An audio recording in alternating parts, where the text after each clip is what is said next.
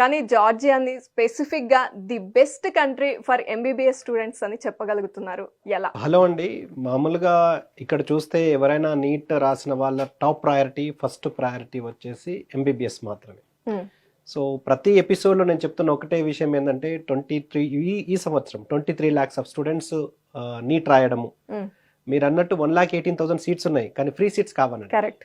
Free seats వచ్చేసి only 60,000 ఉన్నాయి. So ఈ 60,000లో ఇప్పుడు నీట్ రాసిన వాళ్ళ ప్రతి ఒక్క మెయిన్ టార్గెట్ వచ్చేసి ఎంబీబీఎస్.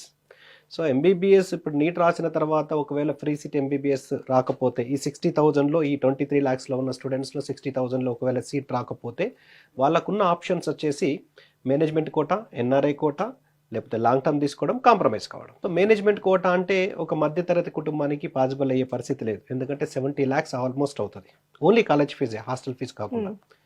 ఒకవేళ ఎన్ఆర్ఐ కోటా తీసుకుంటే మంచి కాలేజీలో 1.5 crore ఉంది. కొత్త కాలేజెస్ అయితే 1 crore వచ్చేస్తుంది కావచ్చు, కానీ మంచి కాలేజెస్ అయితే 1.5 crore దాదాపుగా ఉంది. సో అది మిడిల్ క్లాస్ స్టూడెంట్స్ కానీ పేరెంట్స్ కానీ పాసిబుల్ అస్సలే కాదు. సో ఇటు మేనేజ్మెంట్ కోటా, తర్వాత ఎన్ఆర్ఐ కోటా ఒకవేళ వాళ్ళు ఇన్వెస్ట్ చేయలేని పక్షంలో వీళ్ళు కాంప్రమైజ్ అవ్వడమా, లాంగ్ టర్మ్ వెళ్ళడమా, 2 ఆప్షన్స్ ఉన్నాయి. సో లాంగ్ టర్మ్కి వెళ్తే ఎన్నిసార్లు లాంగ్ టర్మ్ తీసుకుంటే వీళ్ళకు ఫ్రీ సీట్ వస్తుంది అని ఎవరు చెప్పగలరు? 60,000 అయితే